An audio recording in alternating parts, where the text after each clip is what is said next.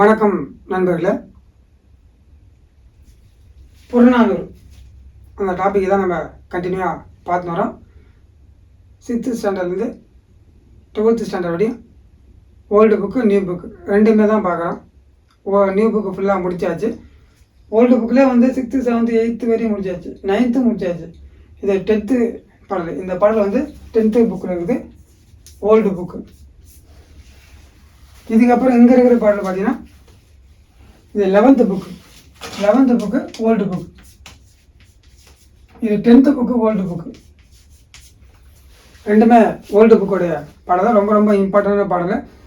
Previous year கொஸ்டினில் பார்த்தீங்கன்னா இதெல்லாம் இருக்குது, இந்த வரிகள்லாம் இருக்குது நிறையா. சரிதானா? சரி, பார்க்கலாமா? புறநானூறு லைனு, அதாவது வந்து லைனு 1 by 1 தெரிஞ்சுங்க. அதாவது ஒவ்வொரு வேர்டுக்கான பொருளும் நீங்கள் தெரிஞ்சுக்கிட்டீங்கன்னா ஈஸியாக உங்களுக்கு ஞாபகம் வைக்கிறதுக்கு கரெக்டாக இருக்கும். நான் கடைசியாக ஒவ்வொன்றுத்துக்கு ஏதாவது ஷார்ட்கட் சொல்லியிருப்பேன். நீங்கள் பார்த்து ப்ரீவியஸ் வீடியோ பார்த்தீங்கன்னா நான் எல்லாத்துக்கும் சொல்லிக்க மாட்டேன். ஏன்னா பாட்டு ரொம்ப ஒரு ஈஸியாக இருக்கிற மாதிரி இருந்தால் நான் அதை சொல்லவே மாட்டேன். மற்றபடி அது பெரும்பாலும் எல்லாம் சொல்கிறேன் நான். சரிதானா? சரி வாங்க. புறநானூறு சரியா? பார்த்தீங்கன்னா பொன்னும் துகிரும் முத்தும் மணியும். பொண்ணுனா பொண்ணு, அந்த பொண்ணு அதுதான் பெண்மகள். பெண்ணுக்கு அது கிடையாது. பொண்ணா நகை அந்த மாதிரி. துகிரனா பவளம், முத்துனா முத்த குறிக்குது. மன்னிய மாமலை, அப்படி பெரிய மலை. மானா பெரிய மலை, மாமலை. பயந்த காமரி, பயந்த காமரி மணி. மணினா இங்கே மாணிக்கத்தை குறிக்குது. ஓகேவா? இங்கே பொண்ணு சரினா. துகிர்னா பவளம், முத்து குறிக்குது. முத்தும்னா முத்து. மன்னிய மாமலை, பெரிய மலை. பயந்த காமரு மணியம், மணினா மாணிக்கத்தை குறிக்குது இங்கே. அப்போ பொண்ணு, பவளம், முத்து, மாணிக்கம் எல்லாமே எதில் கிடைக்குதுன்னா மாமலையில் பெரிய ஒரு மலையோ இல்லை எங்கேயோ ஒரு இடத்தான் கிடைக்குது. இதெல்லாம் புரியுங்களா? அதான் மாமலை பயந்த காமரு மணியம். இடைப்பட சேய ஆயினும் தொடை புணர்ந்து.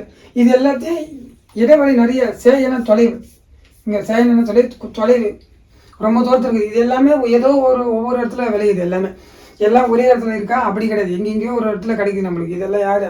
பொண்ணு கிடைக்குது ஒரு இடத்துல, தூக்கிற பவளம் ஒரு இடத்துல கிடைக்குது, முத்து ஒரு இடத்துல கிடைக்குது, ஒரு இடத்துல மாணிக்கு ஒரு இடத்துல கிடைக்குது. இது எல்லாமே ஒவ்வொரு இடத்துல கிடைக்குது. எல்லாமே இருக்குது. இடைப்பட்ட சேய அப்படின்னு தொலைவில் இருக்குது. எல்லாமே இடைப்பட்ட தொலைவு. ஒவ்வொன்றுத்துக்கும் டிஃப்ரெண்ட் இருக்குது. ஆனால் தொடைனா மாலை, மாலையாக புணரும்போது எல்லாத்தையும் சேர்த்து ஒன்றா கலெக்ட் பண்ணி நம்ம மாலையாக தொடுக்கிறோம். அதான் தொடைனா மாலை, மாலை புணர தொடையாக கோக்கும்போது அறிவிலை நன்கலம் அமைக்கும் காலை, அறிவிலை நன்கலம் அமைக்கும் காலை ஒரு வழி தோன்றி யாங்கும் என்றும். அப்போ அறிவிலை அருமையான விலை, நன்கலம் நல்லதாக அமையும். ஒரு மாலை அமையும், அமைக்கும். அதான் மாலை, அதான் அமைக்கணும். அந்த மாலையை அமைச்ச பக்கம் அது. இப்போ அது எல்லாத்தையும் ஒன்றா சேர்த்தும் போது எப்படி இருக்குது? அது சிறப்பாக அந்த ஆகிப்போது. சரிதானா? அப்போ அந்த மாலை வந்து என்ன ஆகிப்போகுது? சிறப்பானதாக ஆகிப்போகுது. சரிதானா? அதே போல தான் பாருங்கள். ஒரு வழி தோன்றி யாங்கும் சான்றோர் சான்றோர் சான்றோர் பாலராக, சாலர் சாலர் பாலர் ஆகுபவே. இப்போ பொண்ணும் துகிரும் முத்து மாணிக்கம் இது எல்லாமே ஒவ்வொரு இடத்துல இருக்குதுன்னு சொன்னானே. எல்லாமே கடந்து இருக்குது, எங்கேயோ இருக்குது, தொலைவான இடத்துல இருக்குது. ஆனால் நம்ம எல்லாத்தையும் ஒன்றா சேர்த்து ஒரு மாலையாக கோக்குறோம். அப்போ அதனுடைய மதிப்பு என்ன கொஞ்சம் உயர்ந்து போகுது. அப்போ இனத்தோட தான் சரி. அந்த மணி, மாணிக்கம், பவளம் எல்லாம் ஒரு இடமா சேர்ந்து மாலையான போனால் அது ஒரு தனி ஒரு இது தானே. இப்போ அதுவும் கூட வேறு ஏதாவது சேர்க்க முடியும். ஏன்னா அது எல்லாமே என்ன விலை மதிக்க முடியாத பொருள் ஆகுது. அந்த மாலையை ஒன்றா சேர்க்கும்போது அதோட மதிப்பு வேறு மாதிரி ஆகிப்போகுது. அப்போ சேர்க்குது அதுவும் கூட சேர்ந்த மாதிரியான பொருளாக தானே இருக்குது எல்லாமே. அதுவும் கூட இனத்தோட சேர்ற மாதிரி தானே இருக்குது. அதை தான் சொல்கிறாங்க. அப்போ அதே மாதிரி இருக்கும்போது அறிவுரை நன்கலம் அமைக்கும் காலை, அதாவது அந்த மாதிரி நல்ல நன்கலம் நன்மையானது அமையுது இல்லை அந்த மாலை. அதை தான் அவங்க சொல்கிறாங்க. இப்போ ஒரு வழி தோன்றி யாங்கும் என்றும் சான்றோர். இப்போ ஒரு வழினா ஒரு பக்கம் பார்த்தீங்கன்னா சான்றோர் தான் சேருவாங்க. அவங்க நல்லவங்க. சான்றோர்னா நல்லவங்களை குறிக்கிறீங்க. சான்றோர் கூட தான் சேருவாங்க. நல்லவங்க தான் சேருவாங்க. அதான் ஒரு வழி. அவங்க சான்றோடு சேர்ந்து ஒரு வழி ஆகுவாங்க. இதே வந்து சாலார்னா கெட்டவங்க, தீவிர குறிக்குது. சாலார்னா பாலார் ஆகுது. ரெண்டு பேரும் தீவிரங்க. தீவிர வந்து தீவிர கூட தான் வந்து சேருவாங்க. அப்போ அதான் வந்து சொல்கிறாங்க. அப்போ சான்றோர் கூட தான் ஒரு வழி ஆகுவாங்க. அதே போல் தீவிர கூட தான் ஒரு வழியாக ஒரு இனமாக சேருவாங்க. இப்போ மாலை தொடுக்கிறதுக்கு என்னென்ன தேவைப்படுது? பொண்ணு, துகிரு, முத்து, மாலை எல்லாமே மாணிக்கம் எல்லாமே விலை மதிக்க முடியாத பொருளாக இருக்குது. எல்லாம் ஒரு மாலையாக ஒரு இனமாக சேர்ந்து இருக்குது. அதே போல் தான் அப்போ சான்றோட சேர்ந்து ஒரு வழியாக தோன்றி அவங்க ஒரு பக்கம் இருப்பாங்க. அதே சாலா தான் தீவிர பக்கம் சேர்ந்து அவங்க ஒரு பக்கம் இருப்பாங்க. புரியுதுங்களா? அப்போ என்ன சொல்லப்படுதுன்னா, இனத்தோட எந்த இனத்தோட சேருது அப்படின்றது தான் இதில் இந்த பாட்டு குறிப்பிடப்பட்டிருக்கு. மக்களை பற்றி தான் இதில் குறிப்பிடப்பட்டிருக்கு. சரிதானா? மாலை தொடுக்குன்னா அவங்க இனம் சேருதுல்ல. இப்போ இது எல்லாமே பொருள் வந்து எல்லாமே ஒரு மதிப்புமிக்க பொருள், பெரிய பெரிய விலை மதிக்க முடியாத பொருளாக தான் எல்லாமே. ஆனால் எல்லாத்தையும் சேர்க்கும் போது அதோட மதிப்பு என்ன ஆகுது, பெருகி போகுது. அறுவிலை நன்கலம் அமைக்கும் காலை, அதனால் அறுவிலை விலைய மதிப்பு இல்லாத பொருள் அதை நன்கலம் அமைக்குது. சரிதானா? மாலை வந்து பெருசாக இருக்குது, அதோட மதிப்பே எப்படி உயர்ந்து போயிருந்தாங்க. அதே போல் தான் ஒரு வழி தோன்றி யாங்கு என்றும் சான்றோர் பாலராக சாலார் பாலர் ஆகுபவே. அப்படின்னா சான்றோர் வந்து சான்றோர் சேருவாங்க, அதான் அவங்க ஒரு இனமாக இருப்பாங்க. தீயவர் கூட சேருவாங்க, அவங்க ஒரு இனமாக இருப்பாங்க. இதை தான் அந்த பாட்டுக்கான பொருளை குறிக்குது. இது வந்து கண்ணகனார் ஏன பாடல். இதில் வந்து ஒரே ஒரு விஷயமா தான் இவரை மாதிரி தெரிஞ்சுக்கணும் நீங்கள். கோப்பெருஞ்சோழனுடைய அவைக்கல புலவராக இருந்தது கண்ணகனார். சரிங்களா? இந்த பாட்டோட ஷார்ட்கட்னு பார்த்தீங்கன்னா நான் என்ன சொல்கிறேன்னா பார்த்தீங்கன்னா பாருங்க, பொண்ணு துகிருது ஃபர்ஸ்ட் லைனாக நான் பொண்ணு தானே, அந்த பொண்ணு வந்து பார்க்க கண்ணில் நம்ம கண்ணால் பார்த்து எப்படி இருக்கும், சந்தோஷமாக இருக்கும். ஏன்னா நகை அது இப்போ தங்கம் இல்லை, அப்போ அதை பார்க்கணும் நம்ம சந்தோஷமாக. அப்போ இந்த லைன் தான் கேட்பாங்க, பொண்ணு துகிரும் முத்துமணியை மாமலை பயந்த காமரமணி, இந்த 2 லைன் தான் கேட்பாங்க. அப்போ இதுக்கு ஷார்ட்கட் வைங்க, இதெல்லாம் கேட்க மாட்டாங்க. அது வந்து இங்கே வரேன், இங்கே இது கேட்டுக்கிறாங்க. சான்றோர் பாலராப சாலார் பாலராப. அப்போ சான்றோர் சேரும்போது ஒரு கண்ணுக்கு அழகாக தான் இருக்கும். நல்லவன் கூட சேரும்போது அது அந்த கூட்டணி நல்லா இருக்கும்ல, அது அப்படி ஞாபகம் வச்சுங்க. அப்படி சேரும்போது கண்ணகனார். அப்படின்னா கண்ணகனார்னா பார்க்கறதுக்கு ஒரு இனிமையான பொருளாகவோ இல்லை இனிமையான செயலாகவோ இருக்குது இல்லை அதை பார்க்கும்போது. அப்போ பொண்ணை பார்க்கும்போது நம்மளுக்கு இனிமையாக கண்ணுக்கு குளிச்சு நம்மளுக்கு சந்தோஷம் வரும் இல்லை, அதை தான் சொல்கிறேன். அந்தமாரி வச்சு கொஞ்சம் ஞாபகம் வச்சுங்க. ஆனால் இதை நான் வச்சுக்கிற ஷார்ட்கட் வேணா நீங்கள் உங்களுக்கு பிடிச்ச மாதிரி கூட வச்சுங்க. ஆனால் மேலே ஃபர்ஸ்ட் இருக்கிற லைனை கேட்டுக்கிறாங்க, லாஸ்ட் இருக்கிற லைன் கேட்குறாங்க.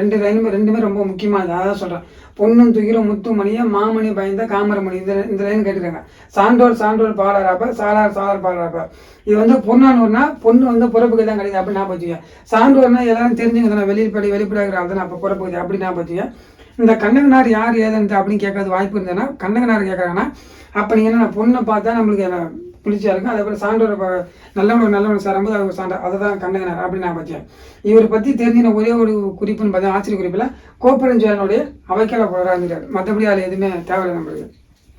இதுதான் வந்து இந்த 10th ஸ்டாண்டர்டில் இருக்கிற ஓல்டு புக்கில் இருக்கிற பாடலுக்கான பொருள். இதிலே வந்து பொருள்னு சொல்லிட்டேன். இதில் இருக்குன்னா பகுபத நம்ம இலக்கண குறிப்பு தான் இருக்குது, மற்றபடி எல்லாமே சேமாக தான் இருக்கேன். இதுக்கு பொன்னானூர்னா என்ன அப்படின்னு பார்க்கலாம். நீங்கள் ப்ரீவியஸ் வீடியோ பார்த்தீங்கன்னா உங்களுக்கு அதனோட இன்ட்ரடக்ஷன்லேயே நான் நடத்திட்டேன். சரிதானா? அதை பார்த்துட்டோம். அடுத்து இதுவும் ஒரு புறநானூறு பாடல் தான். இதுவும் என்னது புறநானூறு பாடல் தான்.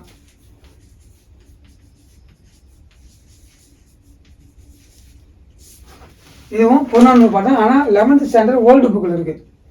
எந்த புக்கில் இருக்குது? 11th ஸ்டாண்டர்ட் ஓல்டு புக்கில் இருக்குது. இதுவும் புறநானூறு பாடல் தான். இப்போ இந்த பாடலை பார்த்தீங்கன்னா இந்த பாடல் வந்து மக்களை பற்றி சொல்கிற பாடல் தான். சரிதானா? ஒரு இனம் எப்படி செய்கிறது, நல்லவர் வந்து செய்வாங்க, தீவிர இது மக்களை பற்றி சொல்கிறது. ஏன்னா மக்களை பற்றி, மக்கள் வாழ்க்கை, அவங்கள பற்றி சொல்ல பண்பாடு, அவங்கள பற்றி சொல்கிறது இல்லை புறநானூறு. அப்போ அதை பற்றி சொல்லுது. இந்த பாடலை பார்த்தீங்கன்னா இப்போ இந்த பாடல் என்னென்னு பார்ப்போம். இதில் சொல்லப்படுற வந்து கருத்தை பற்றி நான் பார்ப்பேன். சரிதானா? இது வந்து ஒரு மன்னனை பற்றி பாடல் தான், மன்னனை பற்றி தான் இருக்குது. பார்ப்போம். அருகுலத்து புகுந்து, இதை பிரித்து படிக்கணும். அருகுலத்து புகுந்து மகள் வயல் பொழிந்தோம். அருகுலத்துனா என்னன்னா குளத்துல தண்ணி இல்லை. அருகுலத்துனா தண்ணி இல்லை, இல்லாத குளம், தண்ணி வற்றிப்பான குளம் சொல்றாங்கல்ல, அதான் அது. அருகுலத்து புகுந்து மகள் வயல் பொழிந்தோம். மகள் வயல்னா மகள் வயல் பொழிந்துனா மழை பொழியுது, அதான் மகள் வயல் பொழிந்துனா மழை பொழியுது. இல்லையா? உருமெடுத்துவாது துவர் நில முடியும். ஒன்றுமே ஒவ்வொரு நிலம் அதில் வந்து உருமெடுத்துனா புண்ணியமில்லாத நிலம். அது ஒவ்வொரு நிலம் புண்ணியமே இல்லாத அங்கே வந்து எது போட்டாலும் விளையாது, அது எதுவுமே வேஸ்ட்டு. சரினா? அந்த மாதிரி நிலம், அதான் உருமெடுத்து உதவா ஒவ்வொரு நிலம் மூட்டியும். மேலே வந்து பொழிந்துனுக்கு தான் மழை பொழியுது. சரினா? வரையா மாறி போல, வரையா மாறினா வரையறையே இல்லாமல் மாறினா மழை பெய்யுது. சரிதானா? அப்போ வரையறையே இல்லாமல் மாறினா மழை, அப்போ வரையறையே இல்லாமல் வரையறையே இல்லாமல் மழை வந்து பெய்யுது, அதான் பொழிஞ்சுன்னு சொல்கிறாங்களா, பெய்யுது. எங்கெங்கே பெய்யுதுன்னா அருகுலத்து உகந்த மகள் வயலில் குளம் இருக்குது இல்லை, வயல்வெளி பக்கம் தான் குளம் வெட்டி வச்சுருப்பாங்க. அந்த குளம் இப்போ தண்ணி இல்லை, அந்த இடத்துலையும் மழை பெய்யுது. ஆனால் அதே உரிமெடுத்து பொதுவாக ஒவ்வொரு நிலம்னா பயிர் விளையாத இடம், சும்மா கிடக்குது நிலம். நிலம் இதை பயிர் விளைய முடியாது, அங்கே பயிர் வச்சா நம்ம விளையாது. அந்த இடத்துலையும் மழை பெய்யுது. பார்த்தீங்கன்னா நல்லா பயிர் விளைய பகுதியிலையும் மழை பெய்யுது. இங்கே பயிரே விளையாது, ஆனால் அங்கேயும் மழை பெய்யுது. ஏன்னா குறிப்பிட்ட இடத்துல மட்டும் மழை பெய்யுமா? அப்படி கிடையாது. பெய்ஞ்சால் எல்லாத்தையும் மழை பெய்யும். நல்லா பயிர் வைக்கிறதுனாலும் பயிர் வைக்காதனாலும் அப்படிலாம் பார்க்குமா? இல்லை வீடு இருக்குது, இல்லை நல்லா இங்கே பகுதி இருக்குது, இல்லை இங்கெல்லாம் வீடு இருக்குதுங்கிறதுனால வீடுலாம் நிலத்தில் மூழ்கிக்கும், வெள்ளத்தில் மூழ்கிக்கும், அப்போ இங்கே மழை பெய்யக்கூடாது. வெறும் எங்கே பயிர் வைக்கிறாங்களோ விவசாயம் பண்ணாலும் அங்கே தான் மழை பெய்யும் அப்படிலாம் கிடையாது. அதுதான் அவங்க சொல்கிறாங்க. வரையறையே இல்லாமல் மழை பெய்யுது. வரையறையே இல்லாமல் மழை பெய்யுது. அதுதான் வந்து அவங்க அருகுலத்து உகந்த மகள்களை பொழிந்தம். அப்போ வற்றி குளமாக இருக்குது, அந்த இடத்துலையும் மழை பெய்யுது. அங்கே மழை பெஞ்சுன்னா அந்த வகையில் வயலுக்கெல்லாம் யூஸ் ஆகும், அந்த மழை பெய்யுது. ஆனால் அதே போல் உரிமிடத்து பொதுவாக ஒவ்வொரு நிலம் பயிர் வைக்க முடியாத நிலம், பயனற்ற நிலம், அந்த நிலத்தில் வந்து பக்கத்தில் அங்கேயும் மழை பெய்யுது. அப்போ இங்கே பயிர் வைக்கிற இடத்துலையும் மழை பெய்யுது, பயிர் வைக்க முடியாத இடத்துலையும் மழை பெய்யுது. மாறி வரையறையெல்லாம் மாறி மழை வந்து என்ன பண்ணுது? எதையும் பாகுபாடு பார்க்காது. அது மாதிரி மழை எங்கே வேணால் எல்லா இடத்துலையும் மழை பெய்யும். சரி சமம். இதுதான் அந்த 3 லைனுக்கான பாகம். இது அப்படியே எடுத்து பாருங்கள். அதுக்கு தகுந்த மாதிரி மன்னனுக்கு சொல்லிக்கிறாங்க. இது வந்து பர்ணர் வந்து கபிலருக்கு சொன்னது. இந்த பாட்டில் கபிலருக்கு சொன்னது சரிதானா? அவர் எப்படியாப்பட்டவர்ன்றதை இந்த பாட்டு சொல்லிப்பாங்க. இங்கே பாருங்க. கடா யானை. ஆனால் கடா யானைனா போர் யானை. கழற்கால் பேகன். கழற்கால்னா காலில் வந்து பேகன் வந்து சாரி கபிலன் போட்டுலாம். கபிலன் கிடைத்தானே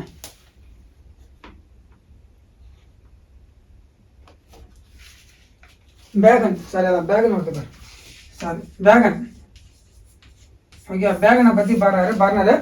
கழற்கால் அணிந்தனா காலில் அணிகள் அணிந்த பேகன் அப்படின்னு அவர் மென்ஷன் பண்ணுறதுக்காக அப்படி சொல்லிக்கிறாங்க. இது வந்து யானை யாருன்னா இப்போ போரில் யானை பயன்படுத்துவாங்கல்ல, அதான் மதம் பிடிச்ச யானை. கடாய யானைனா மதம் பிடிச்ச யானை. கடாயனா மதம் களிர். மதம் யானை. கொடைமடம் படுதல்லது இல்லையா? படைமடம் படான் பிறன் படைமய குறினே அப்படின்னு சொல்லுது. கொடைமடம்னா கொடை கொடுக்குறது, மாறி வழங்குறாங்க. கொடை கொடுக்குறாங்கல்ல, மாறி வழங்குறாங்க. படுதல்லது அவர் வந்து எப்படி கொடுப்பாரு? மாறி வழங்கி கொடுத்துனே இருப்பார் அவர் மாட்டேன். ஆனால் படைமடம்னு படான் பிறர் படைமய குறினே. ஓகேவா? அதாவது படைமடம்னா வரையறை இல்லாத, அதாவது இந்த போர் புரியுறாங்கல்ல, அப்போ போர் புரிய மாதிரி வரையறை இல்லாத நடந்துக்க மாட்டார் அவர். வரையறையோட தான் நடந்துப்பார் அப்போ. ஆனால் கொடைமடம் படுதல்லது அப்படின்னா, படுதல்னா இந்த கொடையை வாரி வழங்குறது. இப்போ யானை வந்து கழற்கல் வேகன். யானை போருக்கு போகிற யானை கழற்கல் வேகன். இவங்க தான் போருக்கு போகிறாங்க. ஓகே, யானையோட படையோட இவர் போகிறாரு, போர் புரிய போகிறாரு வேகனை. ஆனால் கொடை கொடுக்கும்போது, கொடைனா மாறி வழங்குறாங்கல்ல, அப்போ வந்து பார்த்தா அவர் எப்படி மழை பெய்கிற மாதிரி சரிசமமாக எல்லாருக்கும் கொடுப்பாரு. அதனால இதுக்கு அதுவும் கம்பேரிசன் பண்ணுறாங்க சரிதானா? ஆனால் அதே போருக்கு போனோடனே படைமடம் அங்கே போயிட்டு என்ன பண்ணுவாங்கன்னா வரையறையே இல்லாமல் எல்லாம் பண்ண மாட்டார். வரையறையே இல்லாமல் அங்கே பண்ண அப்படின்னா எதிர்க்க வர ஆள் யார் அதை அறிஞ்சு தான் அவர் செயல்படுவார். அங்கே இருக்கிற மரபு மாற மாட்டார். அதான் படைமடம் படான் பிறர் படைமய குறினே. அங்கே இருக்குன்னா குறி என்னன்னா அங்கே இருக்கிற குறிப்பு, அதாவது வந்து போர்க்காலத்தில் எப்படி நடந்துக்கணுன்ற ஒரு வரையறை இருக்குதுல்ல, அந்த வரையறை மீற மாட்டார் அவர். ஆனால் கொடுக்கறதுல பார்த்தா எதுவும் இப்போ இவர் வசதியானவர், வசதி குறைவர் அப்படிலாம் எதுவும் பார்க்க மாட்டார். கேட்ட ஆளுக்கு எல்லாருமே கொடுப்பாரு. அதான் இந்த பாட்டுக்கான அர்த்தம்.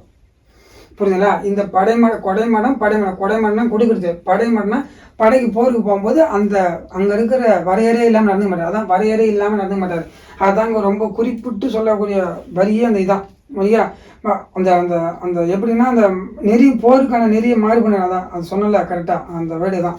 போருக்கான நெறியை வந்து மாற மாட்டார். அதான் அந்த படைமடம் படான் பிறர் படைமையை குறினே. சரிங்களா? படைகளை ஒன்று கலந்து படைமையை குறித்தெல்லாம் படைகளை ஒன்று கலந்து அந்த மாதிரிலாம் பண்ண மாட்டார் அவர். இந்த படைமடத்துக்கு என்ன பொருள்? நான் கரெக்டாக பொருள் என்னன்னா, படைமடம் போர் நெறிக்கு மாறுபட்டு புரிதலாக இயல்பு. மாறுபட்டு புரிய மாட்டார். போர் நெறிக்கு மாறுபட்டு புரியவே மாட்டார். போர் நெறிக்கு மாறுபட்டு அவர் போர் புரிய மாட்டார். யார்? பேகன். அந்த அளவுக்கு ஒரு நல்லவர். ஆனால் கொடைன்னு வரும்போது என்ன பண்ணுவார்? கொடுத்து வாரி வரங்க. அதான் கொடைமடம். கடாய யானைனா மதம் கிடைச்ச யானை போருக்கு போனால் என்ன பண்ணோம்? அவர் போருக்கு இட்டும் போகிறார். யானைலாம் யானை பண்ணலாம் இட்டும் போவாங்களே, அதான் அவங்க சொல்கிறாங்க. அவரும் கழற்கால் இருப்பாங்கன்னா ஒவ்வொரு சிறப்புக்காக சொன்னது தான் அணிகலன் அணிந்த யானை அப்படின்னு பேகன் அப்படின்னு அந்த அவர் சிறப்புக்கு தான் அந்த பேர் போட்டுருக்காங்க. அந்த கழற்கால் பேகன், அணிகலன் அணிந்த பேகன் அப்படின்னு குறிப்பிட்டிருக்காங்க. இதுதான் அந்த எனக்கு மேலே இருக்கிறது வந்து மழை வந்து எங்கே போயிடுது? பயிர் வைக்கிற நேரத்துலையும் குளத்துலையும் பெய்யுது. அது நல்லது, வேளாண்மைக்கு பயன்படும். அதே ஓர் நிலைனா அங்கே இருக்கிற பகுதியில் மழை பெய்யுது, அங்கே பயணம் இல்லை. ஆனால் மழை பெஞ்சு ஆனால் என்ன பண்ணுது? ஆனால் மழை எல்லா இடத்தையும் பெய்யுது. அதே போல் தான் கொடைன்னு வரும்போது அவர் வாரி வழங்குவார். கொடைன்னு வரும்போது மாறி நல்லவங்க கெட்டவங்க, பணம் வசதியானவங்க வசதி குறைஞ்சவங்க அப்படிலாம் பார்க்க மாட்டார். அதான் அவங்க சொல்லிடுறாங்க, பயிர் வைக்கிறதுனாலும் பயிர் வெள்ளாதனாலும் எங்கே தான் மழை பெஞ்சது அதே போல் தான். இவர் வசதியான ஆள் வசதி இல்லாத அப்படிலாம் பார்க்க முடியாது, எல்லாருக்கும் கொடுத்தாரு. அதான் கொடைமடம், இது படைமடம், இந்த ரெண்டு தான் டிஃப்ரெண்ட். அதுக்காக தான் அவங்க மேலகத்தை சொல்கிறாங்க. கொடை வந்து யாருக்கு எல்லாரும் கொடுத்துருவார். ஆனால் படைமடம்னா படான் பிறர் படை மயக்குற அந்த படையோட எதிர்க்கு வராங்கல்ல படை, அந்த படையான குறியை வச்சு தான் இவர் எதிர்ப்பார். அப்படின்னா என்ன அர்த்தம்னா, அவங்க எப்படி எதிராளி இருக்கிறோம் அதை வச்சான் எல்லாரும் அங்கே இருக்கிற அந்த குறிப்பை அறிஞ்சு தான் செய்வார். அந்த போருக்கான நெறியை அறிஞ்சு தான் செயல்படுறது தான் அவங்க சொல்கிறாங்க. ஐயா கொடுக்குறதுல ஒன்றா அவர் வல்லலாக இருக்கலாம், ஆனால் போர் நெறியில் அவர் கட்டுப்பாடோட நடந்துப்பார் அப்படின்றதான் அவர் வந்து யார் சொல்கிறார், பர்னர் வந்து பேகன் வந்து குறிப்பிட்டு சொல்கிறார். புரிஞ்சுங்களா? இதுதான் இது. இப்போ வந்து வந்தால் பர்னரை மட்டும் ஆசிரியர் குறிப்பு பார்த்தீங்கன்னா இவர் மட்டும் எனக்கு தெரிஞ்சுன்னா பொதித்து வைத்து பாடுவது வல்லவர் யாருன்னு கேட்டால் பர்னர். இதுக்கு ஷார்ட்கட் என்னன்னா, பர்னர் தான் எல்லா பொருளையும் அடுக்கி வைப்பாங்க, போயிட்டு எல்லா பழைய பொருளை தூக்கி மேலே அடுக்கி வச்சுருவாங்க. அப்போ 40 இது பர்னர்னா பொய்த்து வச்சு 40. இவர் வந்து பர்னர் வந்து பதிற்று பர்னர் அப்படி 40 வச்சுங்க. 5ஆம் பாட்டில் பாடுகிறார், அதான் 5ஆம் பத்து பாடுகிறார் இந்த பர்னர் பாடுகிறார். அதுக்கப்புறம் பார்த்தா கடல் பிற செங்கோட்டுவன் அப்படின்றதான் பேர். கடல் பிற செங்குட்டுவன் தான் அவர் பேர். ஆமாம், கடல் பிற செங்குட்டுவன் எங்கடா இருக்கு?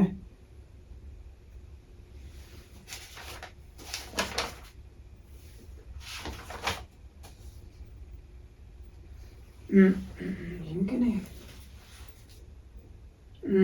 கரெக்டு தான்.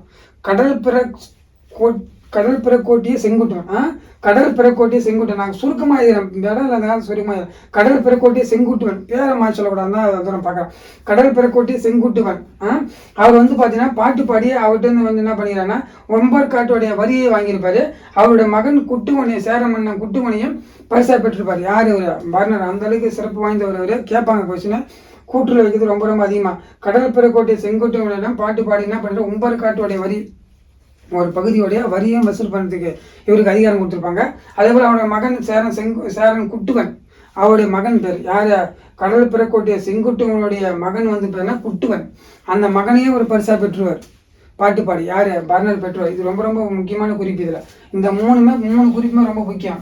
பர்னர்னு பார்த்தா பொதிந்து வைத்து பாடுறது வல்லவர், சொற்களை பொதிந்து வைத்து பாடுறது வல்லவர் அப்படின்னு சொல்லலாம். ஏன்னா பர்னர் ஃபர்ஸ்ட் பாயிண்ட்.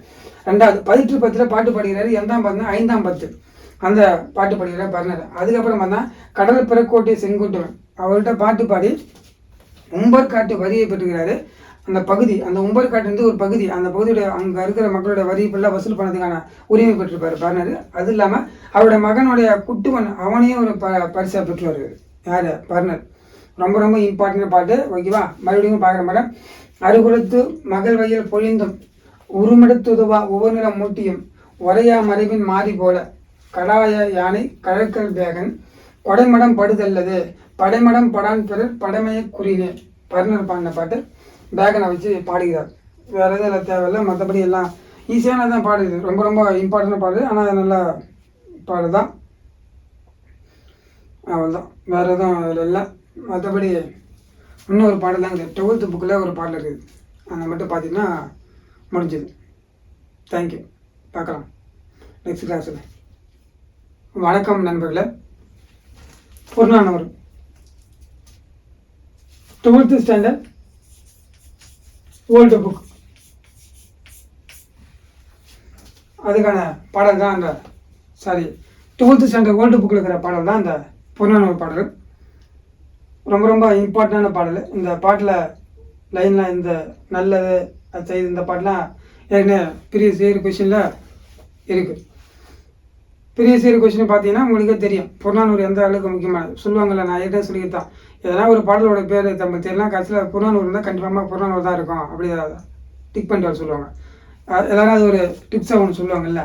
ஏன்னா அதிகமாக பாடல் வந்து புறநானூறு தான் இருக்கும், அதனால தான் இந்த சொல்கிறாங்க. இப்போ நம்ம இந்த பாடலை பற்றி என்னென்னு பார்ப்போமா? இந்த பாடல் என்ன சொல்லப்படுது அப்படின்னு பார்த்தீங்கன்னா, ஒரு மனிதன் எப்படி இருக்கணும் அப்படின்னு தான் இதில் அந்த பாடல்.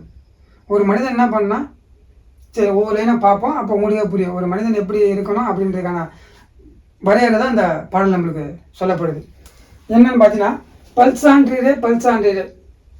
சான்றோர்னா என்ன? சான்றோர்னா நமக்கு தெரிஞ்ச ஒரு அக்கம் பக்கத்தில் இருக்கிறவங்க. அப்போ பல்சான்றோர்னா ஒரு தெரிஞ்சவங்க மாதிரி வச்சுக்கலாம். ஓகே, ஒரு இல்லை மக்கள் அப்படியே பொதுவாக சொல்கிறது பல்சாண்டு அந்த மாதிரி வச்சுங்க. புரியுதுங்களா? அதான் பல்சாண்டே அப்படி தான். அது வேறு ஒன்றும் இல்லை. நம்ம எதிர்க்க இருக்கிற ஆள் ஒரு நபர் ஒரு கோட்டை இருக்குதுன்னா அதை பார்த்து சொல்கிறோம்ல, அந்த மாதிரியான விஷயம் தான் அந்த பல்சாண்டே. அதை அர்த்தம் சொல்லியிருப்பாங்க. அந்த அளவுக்கு நீங்கள் அதை தெரிஞ்சுக்கலாம் தேவையில்ல. அதெல்லாம் அப்படி கேட்க மாட்டாங்க. அதெல்லாம் வேணாம். ஓகேவா? பல்சாண்டே கயன் முள்ளன நரைமுதிர் திரைக்கவல். அப்போனா கயன் முள்ளுன்னு வச்சுக்கோங்க. முள்ளுனா மீனோட முள்ளை கொடுத்து, மீனோட முள்ளை வந்து வெள்ளை கலர் தான் இருக்கும். அதான் சொல்கிறாங்க.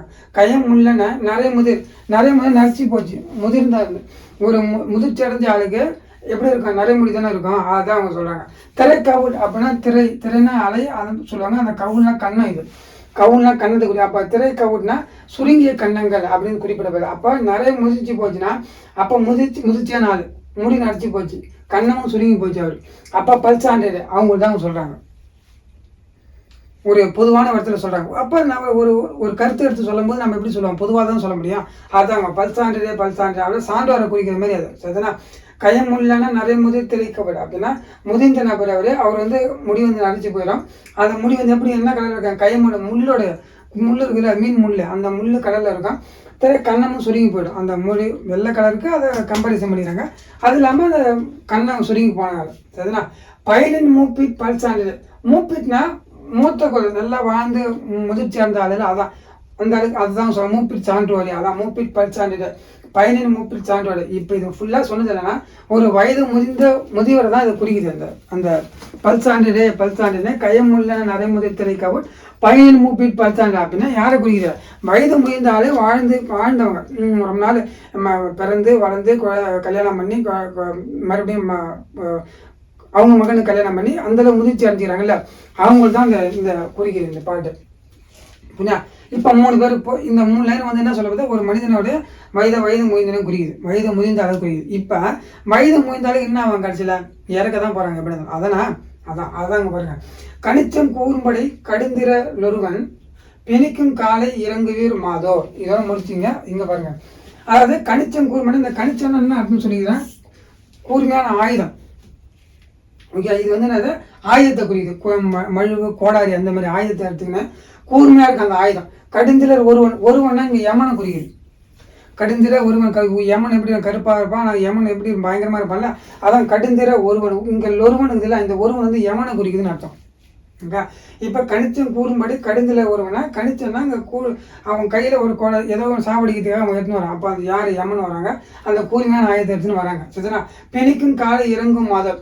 இறங்குனா அந்த நேரத்தில் அந்த காலையில் பிணிக்குன்னா உயிர் போகுது. அவன் வந்து என்ன பண்ணால் கட்டி ஈத்தும் போடுவான். அவனை என்ன பண்ணுவான்? யமன் வந்து எதை கட்டி ஈத்தும் போடுவாங்க. அப்போ இறங்குவேன்னா அப்போ இறங்குனாங்கன்னா வருந்து வீர் அப்போ அப்படின்னு சொல்லப்படுது. மாதவ இறந்து இங்கே இந்த இறங்குவீர் இதில் இது வந்து வருந்து வீர்னு அர்த்தம் பொருள். அப்போ பிணிக்கும் காலைனா அப்படின்னா கட்டி கொண்டு ஈத்தும் போவார். யார்? பாசு கையில் போட்டு தான் கட்டி ஈத்தும் போவாங்கல்ல. அந்த யார் வருது? யமன் இங்கே ஒருவனை யமனை குறிக்கல. அப்போ ஈத்தும் போவாங்க. யாரை? இந்த வயது முதிர்ந்தால இப்போ யமன் வந்து ஈத்துன்னு போகிறாரு. அப்போ வருந்துவாங்க அவங்க. யார் எதுக்கு வருந்துவாங்க அப்படின்னு நல்லா செஞ்சீங்க. அப்போ வருந்துவீங்க நீங்கள் அப்படின்னு சொல்கிறாங்க. யார் பாருங்கள். நல்லது செய்தலொற்று ஆயினம் அல்லது நல்லது செய்தலொற்று நல்லது செய்ய முடிஞ்சு செய்தலொற்று ஆயினம், அதாவது நல்லது செய்யணும்னு சொல்கிறாங்க. அதான் அது அந்த வார்த்தை. நல்லது செய்தலொற்று ஆயினம், அந்த ஆயினம் அதெல்லாம் நல்லது செய்தல் ஆற்று அப்படி நல்லது செய்தல் ஆற்று அப்படின்ற மாதிரி தான். ஆற்று ஆயினம் அது ஆயினம். புரியுதுங்களா? அல்லது செய்தல் ஓம்பினது தான். அல்லது நல்லது செய்யுங்க அப்படி சொல்கிறாங்க. அப்படி இல்லையா அல்லதும் போட்டு செய்தல் ஒம்புன்னு தான். செய்கிறவங்களாம் கெடுக்கூடாது. அதாவது வந்து அந்த நல்லது செய்ய முடிஞ்சால் செய்யணும், இல்லைன்னா நம்ம கம்முனை விட்டுணும் சொல்லுவாங்க இல்லை, அந்த லைன் தான் அந்த லைன். நல்லது செய்தல் ஒற்றாயினும் அல்லது செய்தல் ஓம்பினது தான். ஓகே, நம்மளால் செய்ய முடிஞ்சால் உதவி செய்யணும். புரியுதா? நம்ம இப்போ நான் முடிச்சுட்டு அப்போ நான் மறுபடியும் சொல்லும்போது உங்களுக்கு புரியும். நல்லது செய்தலான்னா நல்லது செய்யணும். அப்படி இல்லையா நம்மளால் செய்ய முடியலையா அப்படி என்ன பண்ணோம்? நல்லது செய்யலான்னு பரவாயில்ல, ஆனால் கம்முன்னு இருந்தணும். புரியுதுங்களா? அதுதான் அவங்க நல்லது செய்யணும். அப்போ அதான் நல்லது செய்தல் ஆயிற்றணும் அல்லது செய்தல் ஓம்பினது தான். நல்லது செய்யணும், அப்படிலாம் நம்ம விட்டுணும். அதுக்கப்புறம் எல்லாரும் மூப்பதன்றியும், எல்லாருமே அதான் எல்லாரும் அதான் செய்யணும், எல்லாரும் அதான் விரும்புவாங்கன்றாரு. எல்லாரும் அந்த இப்போ நான் கெட்டனா இருந்தால் எல்லோரும் விரும்புவாங்க, நம்ம விரும்பணும். அப்போ நம்ம நல்லது செஞ்சால் எல்லோரும் நம்மளை விரும்புவாங்க. அப்போ நல்லது செய்யலாம் கம்முன்னு இருந்தால் கூட யாரும் நம்மள எதுவும் சொல்ல போகிறது கிடையாது. நம்ம கம்முன்னு இருந்தோம்னா அவங்களும் கம்முன்னு இருப்பாங்க, நம்மளுக்கு எந்த பிரச்சனையும் வராது. அதான் அவங்க சொல்கிறாங்க. நல்ல அது எல்லாரும் அதான் விரும்புவாங்க சொன்னாங்க. எல்லாரும் மூப்பது அன்றினா முழுவதுமே அவங்க அதான் குறிப்பாங்க. அப்புறம் நல்லாற்று பருவ நெறியும் அதுவே நல்லா, அதாவது நல்ல வழி, அதான் நெறினா வழி, அதுதான் நெறி. இப்போ அப்படி வாழத்தான் நெறிய அதுதான் எல்லாம் நல்லதுன்னு சொல்கிறாரு. நல்லாற்றுனா நல்லது, அதான் நல்லது நெறி, புரியுதுங்களா? நெறினா வழி, அந்த வழி தான் நல்ல வழி அப்படின்னு சொல்கிறாரு. இப்படி இருக்கத்தான் நல்ல வழின்னு சொல்கிறாங்க கடைசியாக முடிக்கும் போது, புரியுதுங்களா?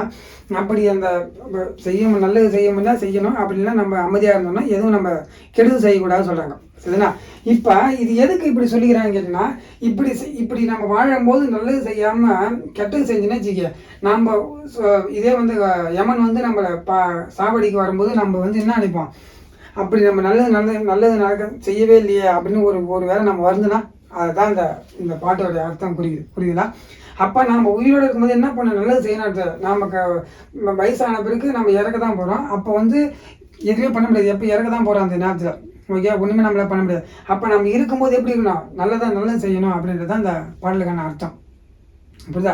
முதல்ல வந்து நரைச்சி போன ரிவர்ஸில் சொல்கிறாங்க கதையை. ஆக்சுவலாக இங்கேருந்து கதைப்படி போனோம். பார்த்தீங்கன்னா ஒரு மனிதன் என்ன பண்ணணும்னா நல்லது செய்தல் ஆற்றணும் அல்லது செய்தல் ஒம்பளை தான். அப்போ ஒரு மனிதன் வந்து நல்லது செய்யணும், அவனால் செய்ய முடியல, அவன் சைலண்ட்டாக இருந்துடணும், அப்படியே கம்முன்னு விட்டுணும். யாரும் அவனை தொந்தரவு பண்ண மாட்டாங்க, இவனும் யாரும் தொந்தரவு பண்ணல, அவனையும் யாரும் வந்து தொந்தரவு பண்ண மாட்டாங்க. அப்படி இருக்குனாங்க. எல்லாரும் மூப்பதாண்டி எல்லாரும் அதான் விரும்புவாங்க. இப்போ நான் நல்லவனாக இருந்தால் எல்லாரும் விரும்புவாங்க, அப்படின்னா நல்லா விரும்ப மாட்டாங்க. அது ஒன்றும் பிரச்சனையும் இல்லை. அப்போ முடியும்னா நல்லாற்றும் படுகும் நெறி, இதுதான் ஒரு வாழ்க்கைக்கான நல்ல வழி அப்படின்னு. நெறினா வழி, அதான் நல்லாற்று நல்ல வழி அப்படின்னு சொல்கிறாங்க. இப்போ நல்ல வழி வாழ்ந்தவனே என்ன பண்ணுறா, பல்சான கயம் இல்லைன்னா நரைமுதை தெரிவிக்க. அப்போ வயசாகி போச்சு.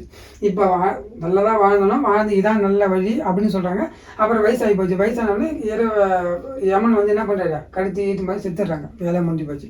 இதுதான் இந்த பாட்டுக்கான பொருள், புரியுதுங்களா? அதான் பாருங்க, பல்சான்றிலே கயம் இல்லைன்னா நரைமுதை திரைக்கவல். அந்த முள்ளு போல நரைச்சிருக்கு, முதிர்ந்தாலே கண்ணை சுருங்கி போச்சு. சரிங்களா? பயனின் மூப்பில் பல்சாண்டு, வயசாகி போய் மூப்பின்னா வயது முடிந்தவங்க அப்படின்னு சொல்கிறாங்க. அவங்க பல்சாண்டில் கணிச்ச கூறும்படி கடிஞ்சிடவங்க. கணிச்சோன்னா இங்கே அந்த ஆயுதத்தை குறிக்குது. அந்த ஆயுதம் வந்து எடுத்துனா ஏதாவது ஒரு ஆயுதம் வச்சுருப்பாங்களா யமதர்மா, தான் அவங்க சொல்கிறாங்க. ஒரு மணி நேரம் யமனை குறிக்குது. அதுக்கப்புறம் பிணிக்கும் காலை இறங்கு வந்து சாவடிக்கு வராரு, அதான் சொல்கிறாங்க. மாதவ் இறங்கி வேணால் வருந்துகிறோம். அந்த நேரத்தில் வருந்தி ஒன்றும் புரிஞ்சு கிடையாது. அதுக்கு முன்னே நம்ம நல்லது செஞ்சுருக்கணும் அப்படின்னு சொல்கிறது. அதான் நல்லது செய்தல் ஆற்றினாயினும் அல்லது செய்தல் ஓம்புனது தான் அப்படின்னு சொல்கிறார். அதுக்கப்புறம் எல்லாரும் மூப்பதன்றியும் நல்லாற்று படுவும் நெறி அதுவே. எல்லாரும் நல்லதே செஞ்சு அதான் நெறி அதுவே. அதான் நல்ல வழி போகிறதுக்கான நெறி அந்த மாதிரி நெறி தான். ஒன்று நம்ம நல்லது செய்யணும், அப்படின்னா நல்லது செய்யலாம், நம்ம கம்முன்னு சைலண்டாக இருக்கணும். அப்படி தான் அந்த பாட்டுக்கான அர்த்தம் சொல்லுது. அதுக்கப்புறம் பார்த்தா நரிவரி உத்தலையா. இந்த பாட்டு நரிவரி உத்தலையா தான் பாட்டு அடிக்கிறாரு. நான் என்னென்னா பல்லுன்னு இருக்குது இல்லை, பல்லுன்னு நரிப்பல்லு அப்படின்னு நான் வச்சுக்கேன். நரிவரி உத்தலையார் அப்படின்னா ஆப் வச்சுங்க. அதில் பல்சாண்டே கையம்பல் நிறைய வச்சுருக்கு. இதில் கேட்டது, இந்த லைனில் கேட்டது நம்ம போனோம்னா இந்த நல்லது செய்தல் ஆற்றினாயினும் அல்லது செய்தல் ஓமனை இது கேட்டுக்கிறாங்க. இது ரொம்ப ரொம்ப இம்பார்ட்டன்டான லைன். அந்த நல்லது லைன். ஓகே, நம்ம நல்லது நடக்குதுன்னா நரிக்கு முகத்தை முடிக்கும் சொல்லுவாங்க. அதான் நரி முகத்தை நல்லது, அதுதான் நான் ஷார்ட்கட்டாக சொல்கிறேன் உங்களுக்கு. இந்த ஒரு ஷார்ட்கட் வச்சுங்க. இந்த பல்சாண்டு பல்லு நரிப்பல்லு அப்படி ரெண்டு ஷார்ட்கட் வச்சுங்க. ஏன்னா நீங்கள் புறநானூறு ஈஸியாக எடுத்துடலாம். புறநானூறுனா இந்த எந்த கதை சொல்லுது அப்படின்றத கூட போயிடலாம். ஆனால் யார் ஏதுன்ட்டு அப்படின்னு கேட்கும்போது உன் நரிவரி உத்தலையார் வரணும். அதுதான் நரிவரி உத்தலையார். பேரை வந்து கட் பண்ணலாம் கேட்க மாட்டாங்க கன்ஃபார்மாக. நரிவரி உத்தலையார் அப்படின்னு ஃபுல்லாக தான் நம்மளுக்கு கேட்பாங்க. சரிதான்? அப்படி இருக்கும்போது அதை மாற்றிலாம் கேட்பாங்க. நரிவரி உத்தலையார் அப்படின்றத ஃபுல்லாக தான் கேட்பாங்க. அதுக்கப்புறம் பார்த்தீங்கன்னா அவர் வந்து பார்த்தீங்கன்னா யாரை பற்றி இந்த இப்போ சொன்னார்ல, இது யாரை பார்த்தீங்கன்னா கருவூரிலே ஒரு கோப்பெருஞ்சோழன் அப்படின்ற ஒரு மன்னனை பற்றி ஒரு பாட்டு பாடுகிறாரு. அதை குறிப்பிட்றாங்க, ஆசிரியர் குறிப்பு இருக்குது. கருவூர் ஏரிய ஒல்வாட் கோப்பெருஞ்சோழன் அப்படின்னா கோப்பெருஞ்சேரலானா ஆமாம் கோப்பெருஞ்சேரல் அதான் கோப்பெருஞ்சேரல் ஒரு பேர். அதான் கருவூர் ஏரிய ஒல்வாட் கோப்பெருஞ்சேரல். இவரை பற்றி தான் ஒரு நரிவரி உத்தலை பாட்டு பாடுகிறாரு. நரிவரி உத்தலை பொன்னானூர் மட்டும் பாட்டு பாடுறாரு. அதுக்கப்புறம் குறுந்தொகையிலும் பாட்டு பாடுகிறாரு, திருவள்ளுவமாலையிலும் பாட்டு பாடுகிறாரு. யார்? நரிவரி உத்தலை. இந்த ஆசிரியர் குறிப்பு இந்த ரெண்டு பாயிண்ட் ரொம்ப ரொம்ப இம்பார்ட்டன் நம்மளுக்கு. ரெண்டே பாயிண்ட் தான். நரிவரி உத்தலை வந்து யாருக்கு பாட்டு பாடுறாங்க? கருவூர் ஏரிய ஒல்வாட் கோப்பெருஞ்சேரல் அப்படின்றதுக்கு பாட்டு பாடுகிறாரு. அவரை பற்றி பாட்டு பாடுகிறாரு. அதுக்கப்புறம் நரிவரி உத்தலை வந்து புறநானூறு பாட்டு மட்டும் இல்லாமல் குறுந்தொகையும் பாட்டு பாடுகிறாரு, திருவள்ளுவமாலையும் பாட்டு பாடுகிறார். இந்த ரெண்டு பாடலுமே அவர் பாடியிருக்காரு. அதில் ரெண்டுத்துலையுமே பாட்டு பாடுகிறார். இதை நம்ம நல்லா தெரிஞ்சு வச்சுங்க. யார் யார் என்னென்ன பாடல் பாடுறாங்க எல்லாம் தெரிஞ்சுட்டு அவையால் என்னென்ன பாடல் பாடுகிறாங்க அந்த மாதிரி யாரெல்லாம் என்னென்ன பாடுறப்ப அதுவும் ரொம்ப இம்பார்ட்டன்ட். ஏன்னா இதில் வந்து இப்போ குறுந்தொகை திருவள்ளுமலை புறநூறு தான். இப்போ இதில் இல்லாத ஏதாவது ஒன்று எடுத்து வச்சு பொருந்தாது எது அப்படி கூட கேட்க வாய்ப்பு இருக்குது. சரிதானே? அதனால் வந்து நீங்கள் இதெல்லாம் தெரிஞ்சு வச்சுக்கணும். பழைய புக்குன்னு விட்டுறக்கூடாது. பாடல் ரொம்ப இம்பார்ட்டன்ட்டு. ரொம்ப புறநானூறுக்கான பாடல் ரொம்ப இம்பார்ட்டன்ட் பாடல். ஓகேவா? இதோட வந்து புறநானூறு டாபிக் வந்து ஃபினிஷிங் ஆகுது. இதில் 6 வந்து 12th வரையும் நியூ புக்கு ஓல்டு புக்கு ரெண்டுமே நடத்திக்கிறேன். எல்லா பாடலுமே நடத்திக்கிறேன். ஒரு வரி மிஸ் ஆகாமல் எல்லாமே நடத்திக்கிறேன். ஆசிரியர் குறிப்பு நடத்திக்கிறேன். அதில் என்ன நடத்தாமல் இருப்பேன்னா பகுப்பது உறுப்பிலக்கணமும் இலக்கண குறிப்பு நடத்தாமல். அது இலக்கண பகுதி வரும்போது நான் நடத்துகிறேன். அதை ரெண்டுமே கன்ஃபார்மாக நடத்துகிறேன். சரிங்களா? இந்த பாடலை மட்டும் நல்லா தெரிஞ்சுங்க. பாடல் ஏதாவது சந்தேகம் இருந்தாலும் கமெண்டில் சொல்லுங்கள். அதுக்கான மறுபடியும் நடத்தலாம். அது ஒன்றும் பிரச்சனை கிடையாது. பிடிச்சிருந்தா ஷேர் பண்ணுங்கள், லைக் பண்ணுங்கள். தேங்க்யூ. நெக்ஸ்ட் கிளாஸில் பார்க்கலாம்.